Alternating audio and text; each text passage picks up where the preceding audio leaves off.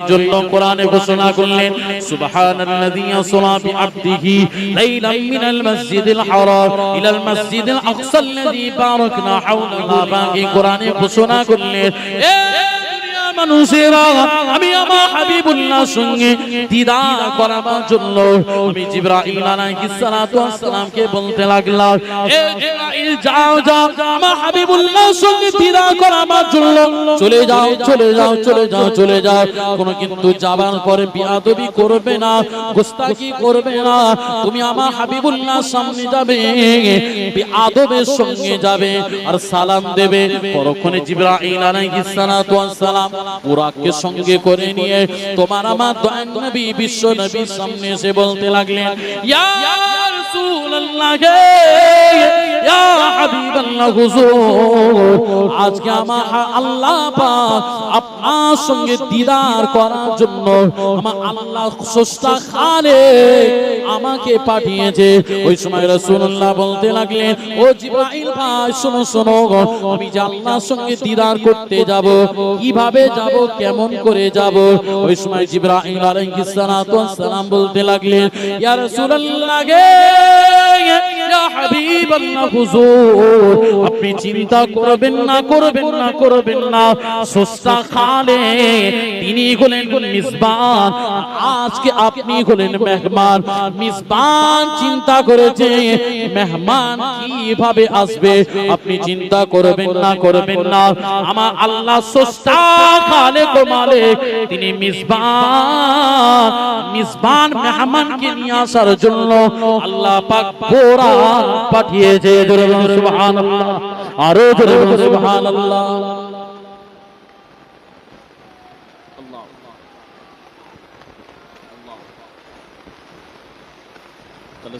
আল্লাহ পাক দয়ার নবীর সঙ্গে দেখা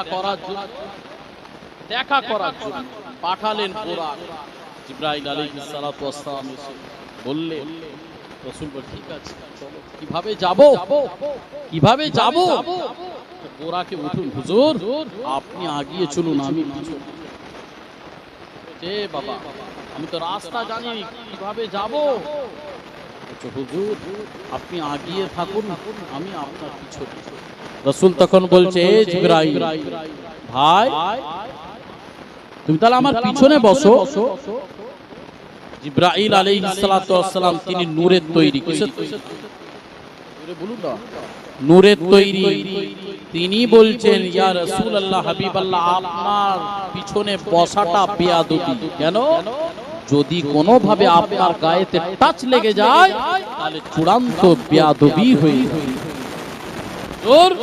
আমি আপনার পিছনেও বসতে পারবো রাসূল তখন জিবরাইল আলাইহিস সালাতু ওয়াস সালামকে বলছে ও ভাই জিবরাইল তুমি সামনেও বসবে না বলছো পিছনেও বসবে না বলছো তাহলে কোথায় কিভাবে যাব দয়ার নবী বিশ্ব নবী ওই সময় জিবরাইল আলাইহিস সালাতু ওয়াস সালামকে বলেছে বাবা যাব কি করে জিবরাইল বলেছিলেন ইয়া রাসূলুল্লাহ হাবিবাল্লাহ হুজুর ওই বুরাকের কদম যেখানে পড়বে ওই কদমের নিচে আমার স্থানটা হবে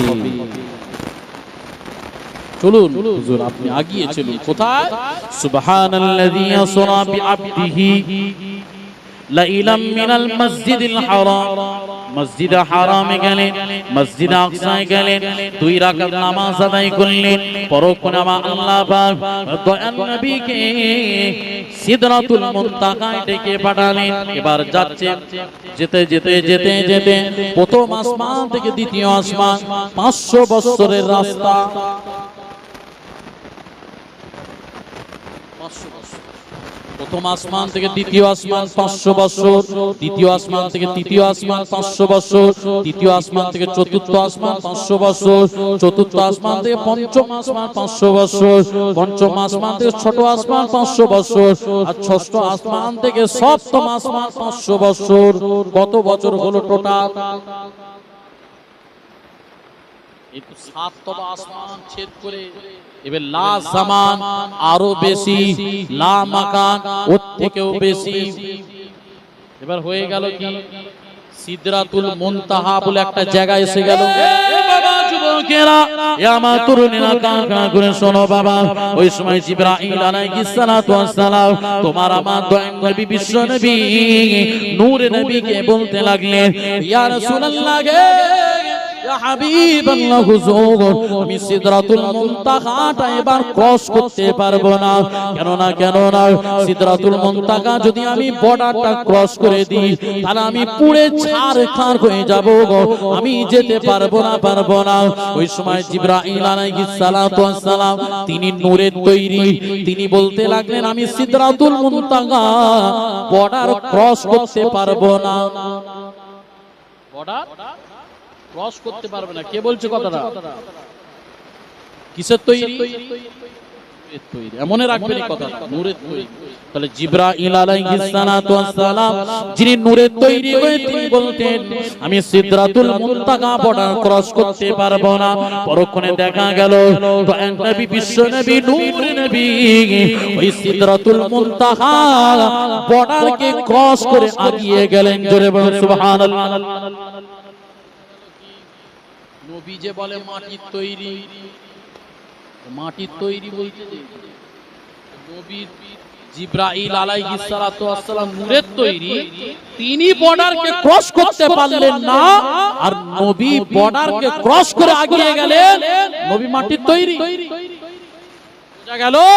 যারা এই ভ্রান্ত আকীদায় আছে তাদেরকে বুঝিয়ে দেন যে নবী শুধু নূরের তৈরি নয়, নূর থেকেও ঊর্ধ্বে আছেন। একবার জোরে বলুন, থেকেও ঊর্ধ্বে। যে নূরের তৈরি তিনি বর্ডারকে ক্রস করতে পারলেন না, আর আমার নবী জানের নবী নূর নবী সেই নবী সিদরাতুল মুনতাহা বর্ডারটা ক্রস করে আমার আল্লাহর সঙ্গে দিদার করার জন্য আগিয়ে যাচ্ছেন। একবার জোরে বলুন। কিসের তৈরি? আজ থেকে কি বুঝলেন? শুধু নূর বললে ভুল হবে, নূরের থেকেও নূরের থেকেও ঊর্ধ্বে সিদরাতুল মুনতাহা বর্ডার ক্রস করে গেলেন। ওই সময় আপনার দয়ার নবী বিশ্ব নবী নূর নবী হাবিবুল্লাহ সিদরাতুল মুনতাহা বর্ডারকে ক্রস করে আগিয়ে গেলেন। আগিয়ে যে এবার আমার দয়ার নবী জুতো মুবারকটাকে খুলতে লাগলেন। ওই সময় আল্লাহ পাক এবার তার মেহমান আসবে দয়ার নবী আসার জন্য। খালিক ও মালিক যিনি আল্লাহ এক ও দ্বিতীয়, শরীক তাগান নাই যে কেহ। খালিক ও মালিক যিনি, রহমান ও রহিম তিনি, কাদির ও জব্বার তিনি, রুজির ও মালিক তিনি, যোগান আহান পানি দিয়েছ সবই দামি তিনি আমার আল্লাহ জানি। জোরে বলুন সুবহানাল্লাহ। এই যুবকেরা, সে আল্লাহ পাক স্রষ্টা হয়ে খালিক হয়ে মালিক হয়ে আমার আল্লাহ পাক তার হাবিবুল্লাহর জন্য ইস্তেকবালে দাঁড়িয়ে আছেন এমন করে দাঁড়িয়ে আছেন। ওই সময় তো নবী জুতো মুবারকটাকে খুলতে লেগেছেন, আর জুতো মুবারক যখনই খুলতে লেগেছেন ওই সময় আমার আল্লাহ পাক হাবিবুল্লাহকে বলতে লাগলেন, ও হাবিব, আমার দোস্ত, আমার পেয়ারা, আপনি জুতো খুলবেন না। আপনার জুতোর ধুলির বরকতে আমার আরশে আজিমের মর্যাদাকে আমি আল্লাহ বুলন্দ করেছি। জোরে বলুন সুবহানাল্লাহ। আরো জোরে বলুন সুবহানাল্লাহ। হাবিব, আপনি জুতো খুলবেন না, আপনি জুতোটা পরে চলে আসুন। আপনি জুতো পরে চলে আসুন। আমার হাবিবুল্লাহর সঙ্গে আল্লাহ পাকের দেখা হয়ে গেল, দিদার হয়ে গেল। ওয়ান নাজমি ইযা গাওয়া মা দাল্লা সাহিবুকুম ওয়া মা গাওয়া ওয়া মা ইয়ানতিকু আনিল হাওয়া ইন হুয়া ইল্লা ওয়াহয়ুন ইউহা আল্লামাহু শাদীদুল কুওয়া যু মিররাতিন ফাসতাওয়া সুম্মা দানা ফাতাদাল্লা। পরক্ষণে আমার আল্লাহ পাক বলতে লাগলেন, হে আমার দুনিয়াবাসী শোনো, আমার হাবিবুল্লাহর সঙ্গে আমি আল্লাহ পাক সশরীরে দিদার নসিব করেছি। জোরে বলুন সুবহানাল্লাহ। এই যুবকেরা, পরক্ষণে আমার দয়ার নবী আল্লাহ পাকের সঙ্গে তখন দিদার করলেন। আমার আল্লাহ পাক দিদার করার সঙ্গে তার হাবিবুল্লাহর সঙ্গে জান্নাতটা চতুর্দিকে ঘুরিয়ে দেখালেন। জান্নাত ঘোরালেন, জাহান্নাম ঘোরালেন। লা জামান ঘোরালেন, লা মাকান ঘোরালেন, সব জায়গায় ঘুরিয়ে দেখার পরে এবার আমার আল্লাহ পাক স্রষ্টা খালিক, ওই সময় আমার আল্লাহ পাক বলতে লাগলেন, হাবিব আপনি যাতে রাজি আমি আল্লাহ তাতে রাজি, আপনি খুশি না বেজার, আপনি খুশি না বেজার, আপনি সন্তুষ্ট না অসন্তুষ্ট। ওই সময় আমার দয়ার নবী, বিশ্ব নবী, নূর নবী হাবিবুল্লাহ, ওই সময় দয়ার নবী, জানের নবী, প্রাণের নবী, যে আপনার আমার শুধু কান্ডারি, সেই নবী আল্লাহর কাছে হাত তুলে বলতে লাগলেন, ও আমার আল্লাহ, ও আমার আল্লাহ, আপনি জান্নাত ঘোরালেন, জাহান্নাম ঘোরালেন, সাত আসমান দেখালেন, লা জামান দেখালেন, লা মাকান দেখালেন, সব কিছু ঘুরিয়ে দেখিয়েছে, কিন্তু আমি মুহাম্মদ বলছি, আমাকে ঘোরাবার পরে, আপনার সঙ্গে দেখা করার পরে আমি অসন্তুষ্ট। আল্লাহ তো চিন্তায় পড়ে গেল। আল্লাহ বলছে, আরে হাবিব, তোমাকেই শুধু আমি তোমার সঙ্গে দিদার করছি। মুসা নবী তুর পাহাড়ে চলে গিয়েছিল, ওখানে মুসা নবী আল্লাহকে বলেছিল, আল্লাহ তোমাকে একটু দেখতে চাই। আল্লাহ বলেছিলেন, বললেন, হে আমার হাবিব, আমার দোস্ত প্যারা, আপনি যাতে রাজি আমি আল্লাহ তাতে রাজি, আপনি যাতে রাজি আমি আল্লাহ তাতে রাজি। কি করলে আপনি খুশি হবেন, আনন্দিত হবেন?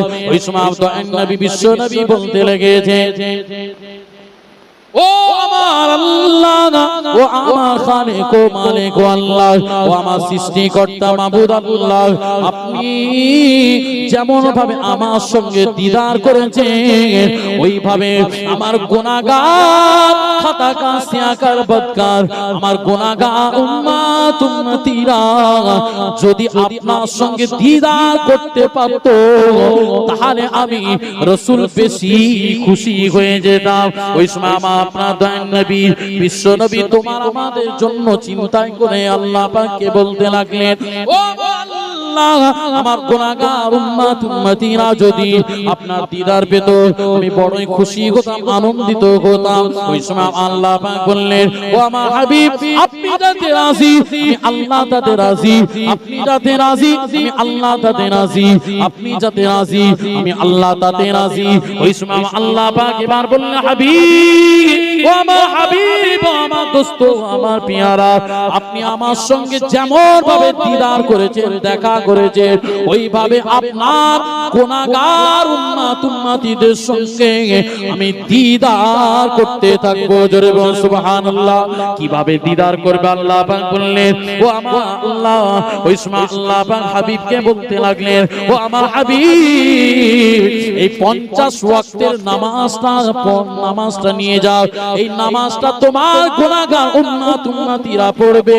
এই গুনাহগার উম্মত উম্মতিরা পড়লে যেমন ভাবে তোমার সঙ্গে ডাইরেক্ট দেখা হয়েছে, ওইভাবে গুনাহগার উম্মত উম্মতিদের সঙ্গে নামাজের হালতে আমি আল্লাহ দিদার নসিব করে দেব। জোরে বলুন সুবহানাল্লাহ, আরো জোরে বলুন সুবহানাল্লাহ। তরুণেরা, সেই দয়ার নবী বিশ্ব নবীকে আল্লাহ পাক 50 ওয়াক্ত নামাজ দান করলেন, নামাজটা তোহফা দিলেন, নামাজটা তোহফা নিয়ে আসলেন। আবার আসার পরে নিজেই চিন্তায় পড়ে গেলেন, আমার গুনাহগার খাতাকার উম্মত উম্মতিরা 50 ওয়াক্ত নামাজ পড়বে না। আবার রাসূল গেলেন আল্লাহর দরবারে, আবার যাবার পরে আল্লাহ পাকের কাছে বললেন, ও আমার আল্লাহ পাক, ও আমার আল্লাহ পাক, আমার উম্মত উম্মতিরা 50 ওয়াক্ত নামাজ পড়বে না, 5 ওয়াক্ত কমিয়ে দিল। আবার আল্লাহ পাক আল্লাহ পাকের কাছে আবার ফরিয়াদ করলেন, আবার 5 ওয়াক্ত কমিয়ে দিল। আবার আল্লাহ পাকের কাছে ফরিয়াদ করলেন, আবার আল্লাহ পাক 5 ওয়াক্ত কমিয়ে দিল। এমন করে দয়ার নবী বিশ্ব নবী 5 ওয়াক্ত নামাজের জন্য আল্লাহ পাক করলেন। এমন করে দয়ার নবী বলতে লাগলেন, ও আমার আল্লাহ, আমার এই গুনাহগার উম্মত উম্মতিরা 50 ওয়াক্ত পারবে না, কিন্তু ওই জায়গা 50 ওয়াক্ত থেকে আল্লাহ পাক কি করলেন, 45 ওয়াক্ত মাইনাস করে দিয়ে 5 ওয়াক্তটা তোমাদের আমাদের জন্য, সকলের জন্য ফরজ করে দিলেন। জোরে বলুন সুবহানাল্লাহ, আরো জোরে বলুন সুবহানাল্লাহ। এই নামাজ এমন একটা জিনিস, as-সালাতু মি'রাজুল মুমিনিন, যেমন রাসূলুল্লাহর মি'রাজ হয়েছে, নামাজ পড়লে আল্লাহর মি'রাজ হয়ে যাবে, আল্লাহর সঙ্গে দিদার করতে পারবে। আজকে সমাজে মানুষ চিন্তা করেছে নামাজ পড়লে মনে হয় কষ্ট, নামাজ পড়লে মনে হয় অসুবিধে। না না না না না না, আমি বলবো তাদেরকে যদি আপনার অসুবিধে থাকে, আল্লাহ বলেছে অসুবিধে থাকলে নামাজ আদায় করো, সমস্যা থাকলে নামাজ আদায় করো, পেরেশানি থাকলে নামাজ আদায় করো, ইজ্জত চাইছো নামাজ আদায় করো, পেরেশানি আছো নামাজ আদায় করো। আপনি যদি কোরআনের মুহাব্বত করেন নামাজ আদায় করো, রাসূলুল্লাহকে যদি পেতে চাও নামাজ আদায় করো, কোরআনের মুহাব্বত যদি অন্তরে থাকে নামাজ আদায় করো। আপনার যদি কবরের ভয় থাকে নামাজ আদায় করো, যদি জান্নাত পেতে চাও নামাজ আদায় করো, নবীর শাফাআত যদি পেতে চাও নামাজ আদায় করো। আমার আল্লাহ পাক বলেছে বান্দারে নামাজ এমন একটা জিনিস, বান্দা যদি খুশুসি নিয়তে যদি নামাজটা আদায় করে এই বান্দার সব সমস্যা সমাধান আমি আল্লাহ করে দেব। জোরে বলুন সুবহানাল্লাহ, আরো জোরে বলুন সুবহানাল্লাহ। আজকে সমাজে মানুষ নামাজ কষ্ট মনে করে, কষ্ট নয় বা নামাজ পড়লে আপনার সমস্যা দূরীভূত হবে, নামাজ পড়লে পেরেশানি কেটে যাবে, নামাজ পড়লে বালা মুসিবত দূর হয়ে যাবে, নামাজ পড়লে আপনার ঘরেতে রহমত বরকত সব আসতে থাকবে, নামাজ পড়লে আপনার ইজ্জতের মর্তবা বেড়ে যাবে, নামাজ পড়লে আপনার শরীর সুস্থ থাকবে, নামাজ পড়লে আপনি শয়তানের রাস্তা থেকে দূরে থাকবেন, নামাজ পড়লে আল্লাহর সঙ্গে দিদার পেয়ে যাবে। একবার জোরে বলুন। এই নামাজ যে নামাজ আমার রাসূলুল্লাহ কষ্ট করে তার গুনাহগার উম্মতীদের জন্য দিয়েছে। হ্যাঁ, এই নামাজ কত বড় মহত্ব গুরুত্ব আজকে আমরা এটা বুঝি। এটা মনে করে হুজুররা বলে খালি নামাজ নামাজ নামাজ আর কিছু না, আর নামাজের কথা বললে জোরে বলে 50 বছরের মুরব্বিকে জিজ্ঞাসা করি কই গো বাপ নামাজ পড়ুনি, হুজুর হবে হবে মানে এখনো বলছে হবে, কবে হবে? এক পা কবরে চলে গেছে, এক পা আজরাইল দৌড়াচ্ছে, হবে আর কবে হবে, কবে হবে? আর হবে নয়, এবার শুরু করে দাও, আর দেরি নয়। যত দেরি করবে আপনি রহমত থেকে বঞ্চিত হয়ে যাচ্ছে, যত দেরি করবে আপনার পেরেশানি বেড়ে যাচ্ছে, যত দেরি করবে আপনার ঘরে তো অশান্তি ভরে গেছে, যত দেরি করবে আপনার কষ্টের সমস্যার সম্মুখীন হবে। আমার রাসূলুল্লাহ বলেছেন এ আমার সাহাবারা যখন তুমি সমস্যায় পড়ে যাবে ওই সময় 2টা রাকাত নামাজ নফল নামাজ পড়ে নেবে, আমার আল্লাহ চাইলে ওই নামাজের ওসিলায় তোমার পেরেশানি মিটে যাবে। একবার জোরে বলুন। আজকে আমরা কি করি? আমরা নামাজ পড়তে গেলে গা ভারী করবেন। কেন করবেন জানে? দেখি এখানে কারদের নতুন বিয়ে হয়েছে, হুজুর বিয়ের কথা কেন বলছেন? বলছি এটা বলবেন, হাত তুলবেন। কম বেশি সকলে হয়েছে, মুরব্বী বাবাজিদের তো হয়েইছে, ছেড়ে দেন, জওয়ান যুবকদের হয়েছে। আচ্ছা বলুন তো দেখি, নতুন ছেলে যখন বিয়ে করে শ্বশুর বাড়িতে নতুন গেলে কি হয়? তোয়াজ হয়তো নেই, হ্যাঁ, বিরিয়ানি, পোলাও, কোফতা, কুরমা, কালিজি, স্যালাড, হ্যাঁ, গোশ, মাছ, মুরগি কত খাবে? শ্বশুর চিন্তা, শাশুড়ি চিন্তা, নতুন জামাই আসছে, কি আয় বাবা। আচ্ছা ওই জামাইটা একদিন গেছে, খাতির খুব জোর হচ্ছে, হুজুর একবার এসেছে খাতির হচ্ছে, ইমাম সাহেব একবার এসেছে খাতির হচ্ছে, ভাগনা একবার এসেছে খাতির হচ্ছে। হ্যাঁ বলুন, সমাজে আপনি মামার বাড়ি যাবে একবার বিরাট খাতির, খালুর বাড়ি যাবে বিরাট খাতির, শ্বশুর বাড়ি যাবে বিরাট খাতির। কেন? বছরে একবার এসছে। আচ্ছা বলুন তো দেখি, ওই জামাইটা শ্বশুর বাড়িতে একদিন যাবার নাম করে যদি যে ওখানে উগ্র হয়ে বসে থাকে আর বলছে আমি আজ যাব না, তো শ্বশুর বাড়িতে আর বিরিয়ানি, পোলাও, কোফতা, কুরমা, কালিজি জুটবে মনে হচ্ছে? জুটবে? সকাল হলে কাঁচা লঙ্কা আর পেঁয়াজ আর পান্তা জুটবে। কেন কেন জুটবে?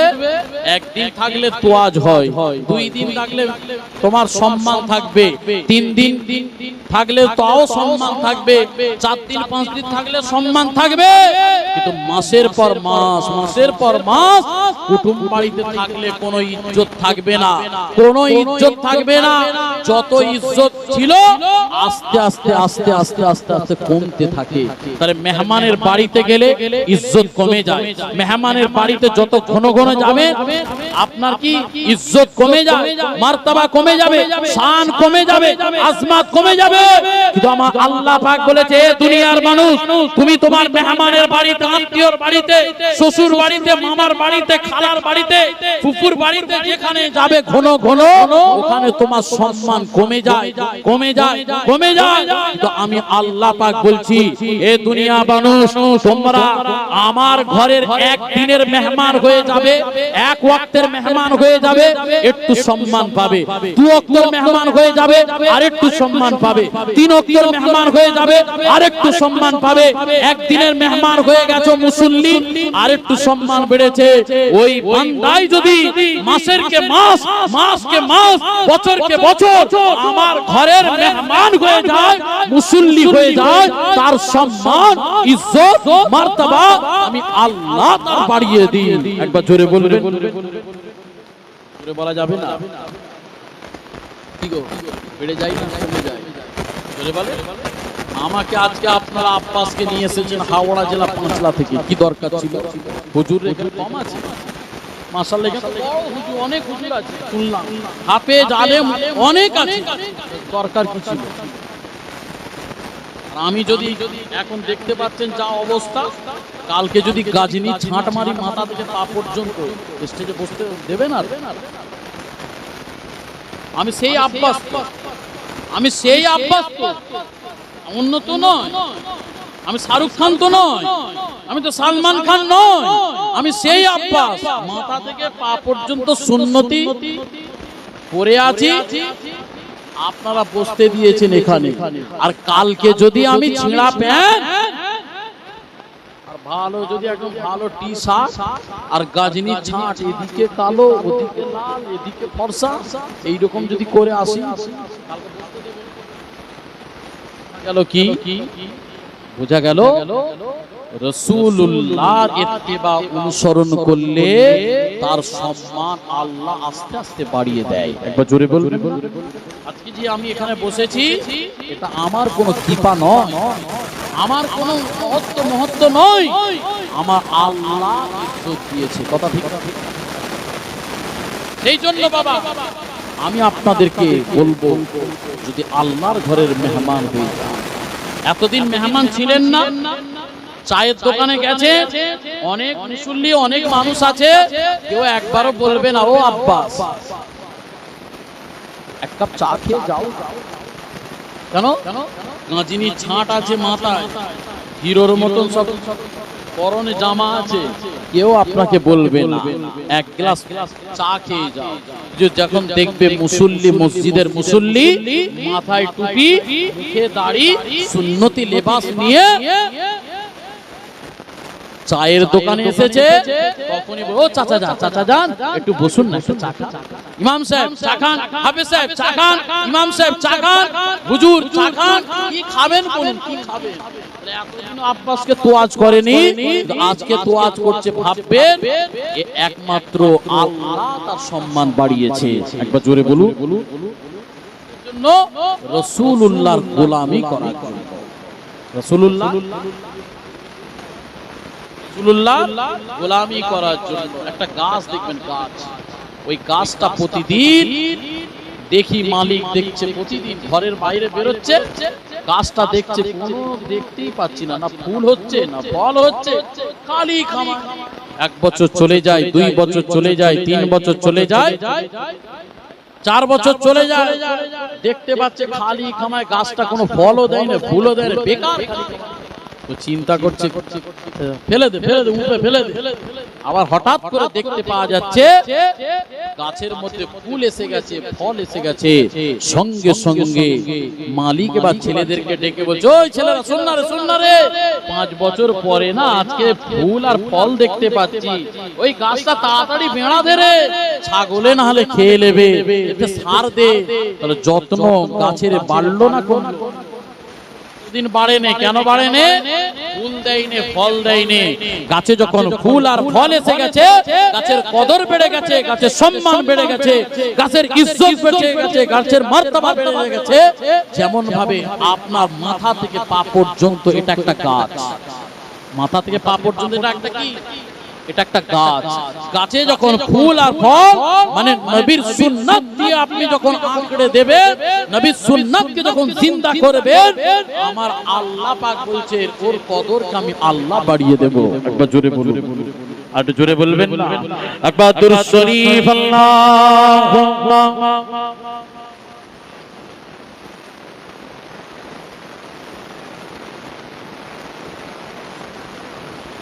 وعلى آل سيدنا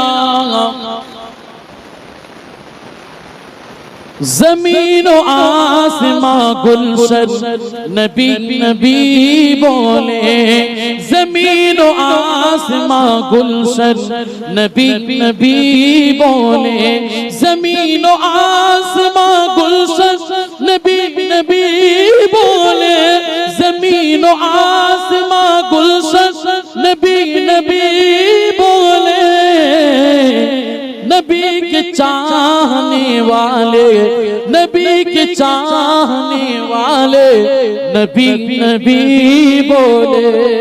জোরে বলুন না সুবহানাল্লাহ। আর একটু মহব্বতে বলবেন। যারা নবীকে চায় তারা কি বলবে? নবী নবী বলবে। যারা নবীকে চায় না তারা নবী বলবে না, তাদের কষ্ট হয়। ওইজন্য বলছে জমিন ও আসমান গুলশন নবী নবী বলে, জমিন ও আসমান গুলশন নবী নবী বলে, জমিন ও আসমান গুলশন নবী নবী বলে, नबी के चाहने वाले, नबी के चाहने वाले नबी नबी बोले। जोरे बोलो सुभान अल्लाह। नबी के चाहने वाले नबी नबी बोले, अदब से सल्ले अला पढ़ते गए, अदब से सल्ले अला पढ़ते गए फरिश्ते भी, अदब से सल्ले अला पढ़ते गए फरिश्ते भी, गया जो अर्श बरी पर, गया जो अर्श बरी पर नबी नबी बोले। जोरे बोलो सुभान अल्लाह। और मोहब्बते बोलबे ना सुभान अल्लाह। একমাত্র তোমার আমার নবী আরশ বাড়ি চলে গেছে। কে গেছে গো?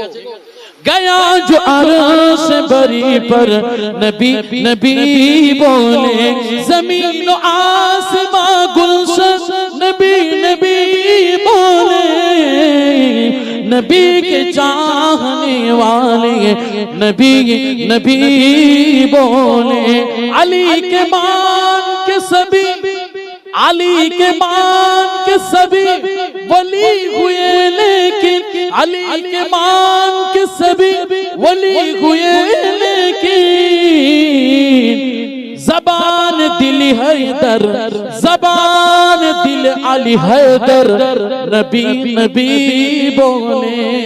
जोरे बोलो सुभान अल्लाह। दिलेते যদি নবী আর আলী থাকে, नबी के चाहने वाले नबी नबी बोले।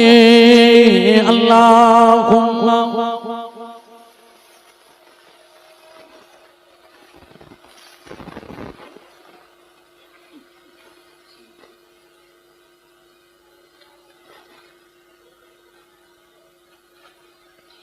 जिसके लब पर अली अली होगा, जिसके लब पर जिसके लब पर अली अली होगा उसके दिल में नबी नबी होगा। जोरे बोलুন সুবহানাল্লাহ। আয় ছেলেরা জোরে হবে না সুবহানাল্লাহ। নারে তাকবীর, নারে রিসালাত, জশ্নে ঈদ মিলাদুন নবী, বছরে কি সালে সওয়াব। নারে তাকবীর, नारे नबी के चाहने वाले नबी नबी बोले जिसके लब पर अली अली होगा उसके दिल में नबी नबी होगा। जिसके दिल में अली अली होगा जिसके लब पर अली अली होगा उसके दिल में नबी नबी होगा। सफ ज़ाहिर इस वसीले से ऐसा इंसान जन्नती होगा। নবী নবী করবে সেই ব্যক্তিটাই জান্নাতি হয়ে যাবে। একবার জোরে বলুন, আর একটু জোরে বলুন।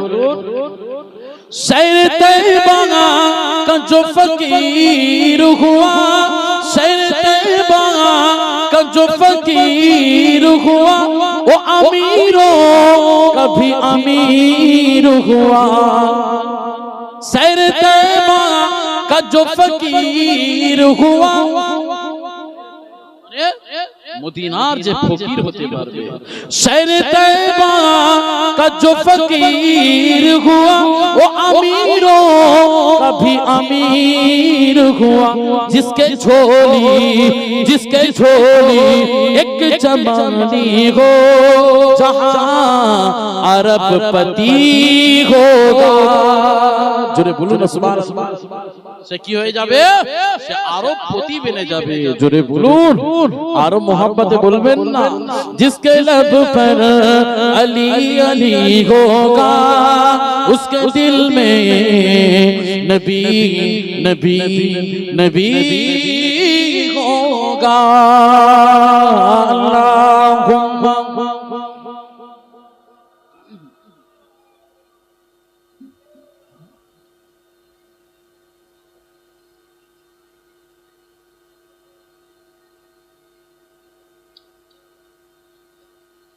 प्यारे हाज़िर उम्मत, তাহলে নবীর সঙ্গে আল্লাহ বলে। এখন অনেকজন বলছে মেরাজ এসব নেই, মেরাজ সব নেই, সব বেকার কথা। তো কাদের কথা মানবেন? মোল্লার কথা মানবেন না কিতাবের কথা মানবেন? কার কথা মানবেন বলে? কিতাবের কথা মানবেন না? তো কিতাবের একটু হাওয়ালা দিয়ে যাব। যারা বলছে যে মেরাজ নেই, ওই দিনটার একটা গুরুত্ব মহত্ব ইবাদত করার একটা দিন। আমার আল্লাহ তার হাবিবুল্লাহর সঙ্গে দিদার করেছে, ওই দিনটা বড় মহত্ব দিন। আর তাফসীর কারক এবং বড় বড় আকাবির, বড় বড় উলামায়ে হযরত, ওলামায়ে ব্যক্তি, তেনারা কি করেছে? তেনারা তেনাদের কিতাবে লিখেছেন 27 রজব ওই দিনটাই আমার আল্লাহ তার হাবিবের সঙ্গে দিদার হয়েছে। একবার জোরে বলুন, আর একটু জোরে বলবেন না? নোট করুন। অনেকজন বলবেন মোবাইলে নোট করুন, আর সোশ্যাল মিডিয়া চলছে, সোশ্যাল মিডিয়া থেকে আপনারা বলতে পারবেন যে হ্যাঁ, হাওড়া জেলার জমিন থেকে আমাদের আব্বাস ভাই এসেছিল, তিনি বলেছেন। কিতাব তো অনেক বড় বড়, অত বড় কিতাব তো আনতে সম্ভব নয়। আমি কিতাবের কোট করে আপনাদেরকে বলছি, শুনেন। অনেকজন বলছে মিরাজ তাহলে 27 রজব নয়, কিন্তু কিছু কিছু হাদিসের হাফেজ, কোরআনের হাফেজ তো অনেক দেখেছে, মাশাআল্লাহ। হাফেজ সাহেব বসে, গ্রামে হাফেজ সাহেব খুঁজলে 100 200 500 সব বেরিয়ে যাবে, কিন্তু হাদিসের হাফেজ কতজনকে পাওয়া যায়? কি একটা দুটো 10টা 20টা, খুব কম। খুব কম। তাহলে হাদিসের হাফেজ ইমাম মহিউদ্দিন নববী, তেনার লেখা কিতাবে তিনি কি লিখছেন? তেনার কিতাবের নাম কি? রাউদাতুন তালিবিন। তেনার কিতাবে লিখছেন 27 রজব ওই দিনটাই হলো মিরাজের দিন। একবার জোরে বলুন। হাদিসুল হাদিস ইমাম আব্দুস সারুন মকদিস রাহমাতুল্লাহ আলাইহি, তিনি তেনার কি কিতাব? সিরাতে নববী সাল্লাল্লাহু আলাইহি ওয়াসাল্লাম। 3 নম্বর হাদিসুল হাফিজ ইমাম আব্দুল ফারহা জাওরি রাহমাতুল্লাহ আলাইহি, তেনার লেখা কিতাব আল ওয়াফা বি আহলি মুস্তাফা সাল্লাল্লাহু আলাইহি ওয়াসাল্লাম। 4 নম্বর হাদিসুল হাফিজ ইমাম ইবনু কাসির রাহমাতুল্লাহ আলাইহি, তেনার লেখা কিতাব আল বিদায়া ওয়াল নিহায়া, এই কিতাবের মধ্যে পাবেন। 5 নম্বর হাদিসুল হাফিজ ইমাম আব্দুল বাকি জুরকানি রাহমাতুল্লাহ আলাইহি, তেনার কি কিতাব? সারকুস জুরকানি ইমাম সাহালেব, এই কিতাবের মধ্যে তিনি লিখেছেন।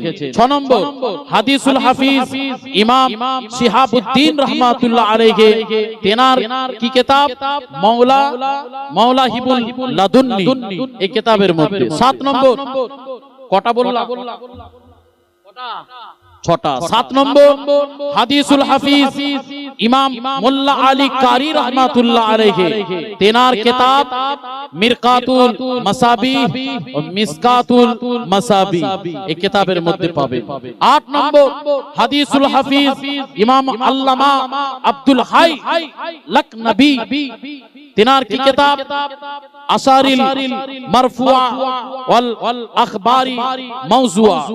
9 নম্বর হাদিসুল হাফিজ ইমাম গজ্জালি রাহমাতুল্লাহ আলাইহি, তেনার কিতাব ইয়াহইয়াই উলুমুদ্দিন। 10 নম্বর হাদিসুল হাফিজ ইমাম বদরুদ্দিন আওলানি হানাফি, তেনার কি কিতাব? ইমদাদুল কারি শরহে বুখারী। একবার জোরে বলবেন না সুবহানাল্লাহ? আর একটু জোরে বলা যাবে না?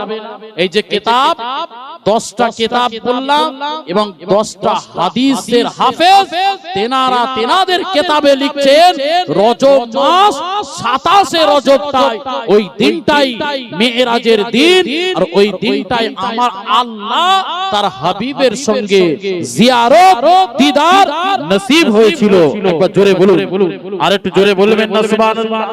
একবার দুরূদ শরীফ আল্লাহুম্মা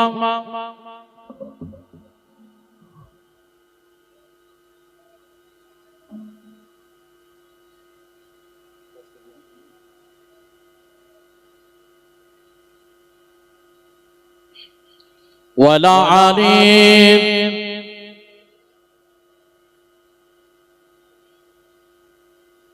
सदा के महशर में लब्बैक लब्बैक जहाँ उम्मतों ने पुकारा मोहम्मद, हमें जानो दिल से प्यारा मोहम्मद, मोहम्मद की खामोशी हमारा मोहम्मद। अल्लाहुम्मा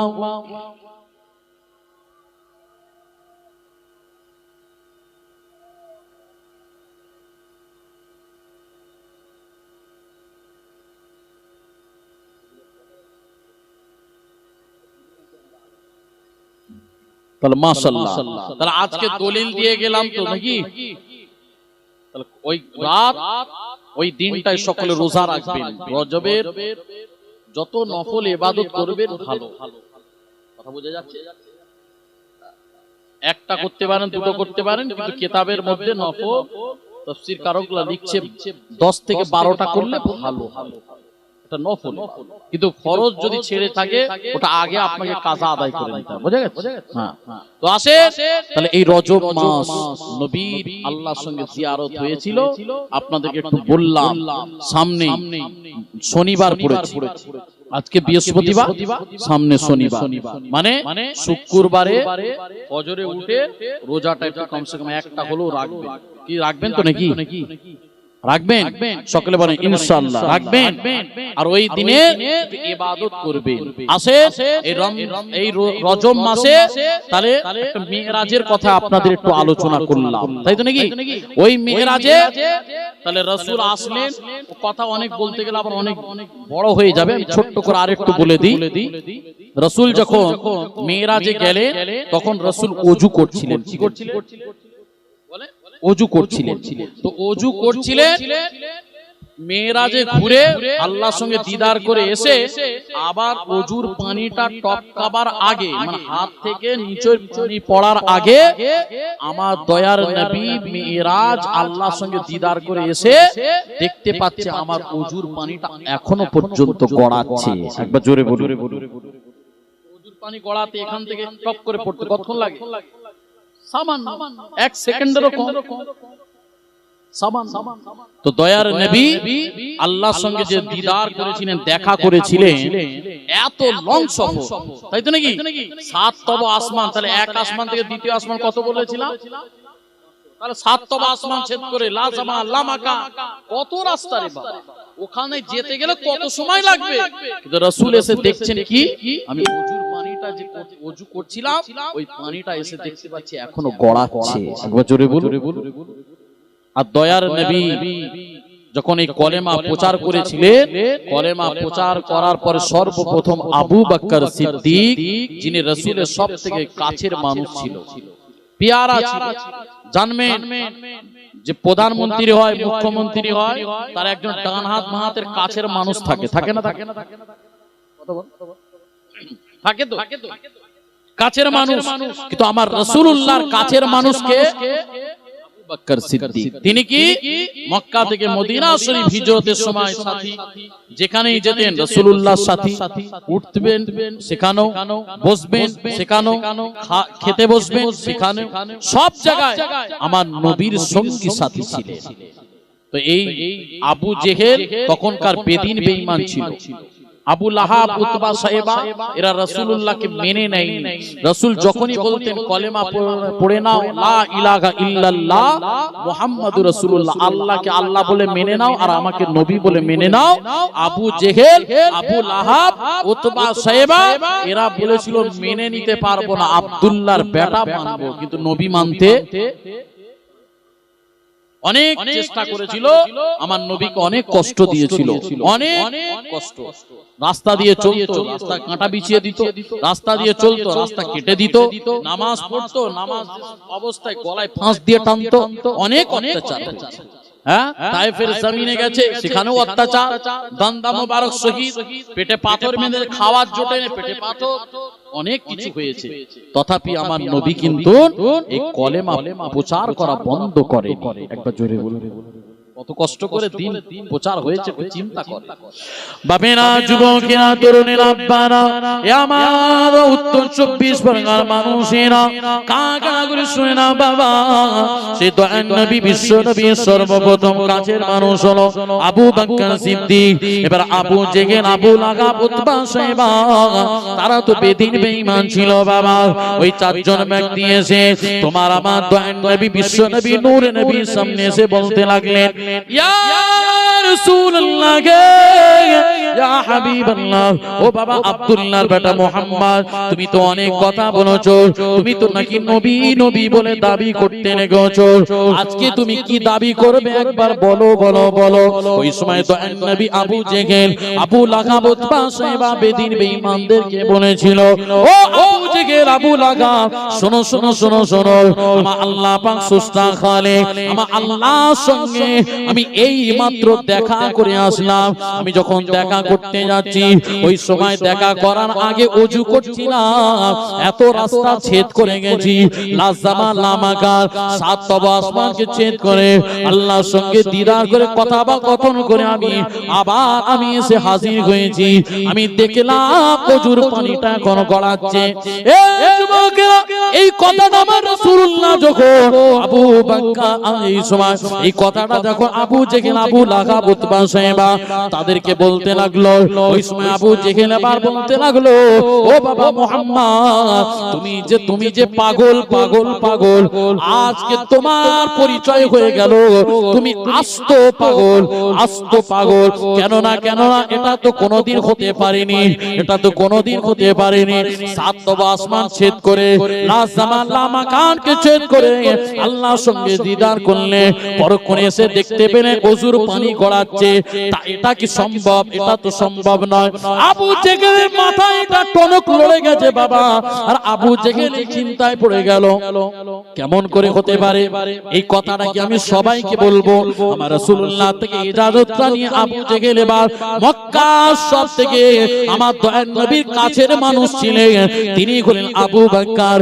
আবু বকরের কাছে যে বলতে লাগলেন, ও আবু বকর, তুমি যাকে মেনে নিয়েছো, তুমি যাকে পিয়ারা মনে করো, তুমি যাকে মোহাব্বত করো, ভালোবাসো, যার কথা মতন জিন্দেগি চালাচ্ছ, যাকে তুমি প্রফেট বলে মেনে নিয়েছো, যাকে তুমি গাইডম্যান বলে মেনে নিয়েছো, সে বলতে লেগেছে আমি ওযু করছিলাম, সাত তবা আসমান ছেদ করে লা জামান লা মাকা, মসজিদ হারাম মসজিদ আকসা ঘুরেছি, সব কিছু ঘুরে ঘুরে আমি এসে দেখলাম ওযুর পানিটাও আবার এখন গড়াচ্ছে, এটা কি সম্ভব?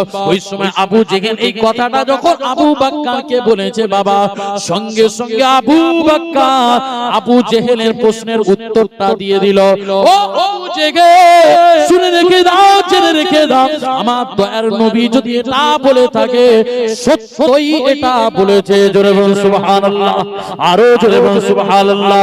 তার কারণ হলো আমার দয়ার নবী ছোটবেলা থেকে কোনোদিন মিথ্যা কথা বলে না, কোনোদিন চিটিংবাজি করেনি, কোনো বেঈমানি করেনি, কোনো ধোঁকাবাজি দেয়নি, কোনো মানুষের সঙ্গে প্রতারণা করে না।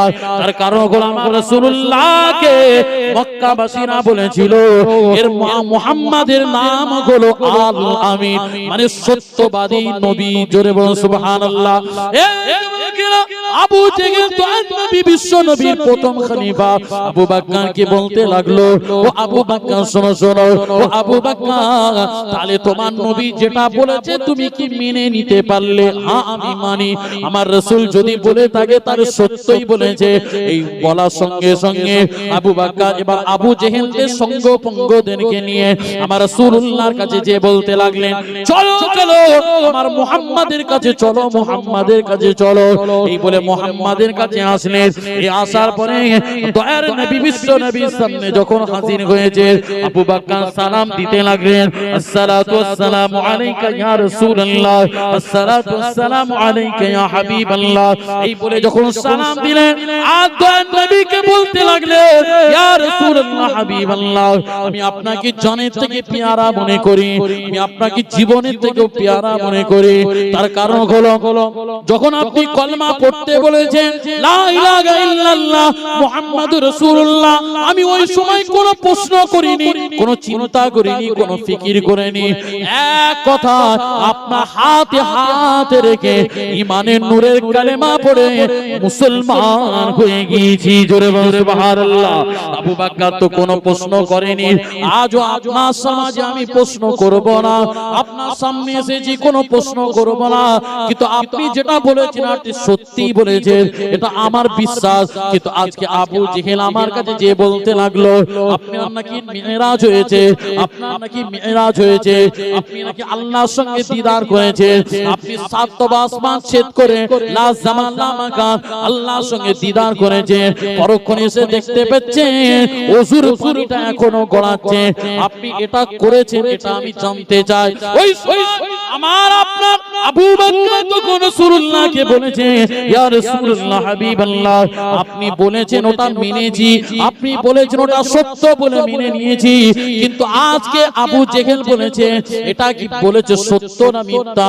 ওই সময় তো নবী বিশ্ব নবী নূর নবী আবু বকরকে বলেছিলেন, ও আমার আবু বকর, ও আমার আবু বকর, তুমি যে এখন আমার এই কথাটা মেনে নিয়েছো, মিরাজকে যখন মেনে নিয়েছো, স্বীকার করে নিয়েছো, আজকে তোমার নাম দিয়ে দিলাম, উপাধি দিয়ে দিলাম, আজ থেকে নাম হয়ে গেল আবু বকর সিদ্দিক, জোরে বলুন সুবহানাল্লাহ, আরো জোরে বলুন সুবহানাল্লাহ। আবু বকর সিদ্দিক মানে তুমি আজ থেকে সত্যবাদী হয়ে যাবে। রাসূলুল্লাহর কাছে নিয়ে গেল আবু জেহেল, চল আমার রাসূল মিথ্যা কথা বলে। আজও সমাজে কেন, আমার আল্লাহ পাক যখন রাসূলুল্লাহর মিরাজ করাচ্ছে ঘড়ির কাঁটাকেও বন্ধ করে দিয়েছে। আর লড়বি না, আর লড়বি না।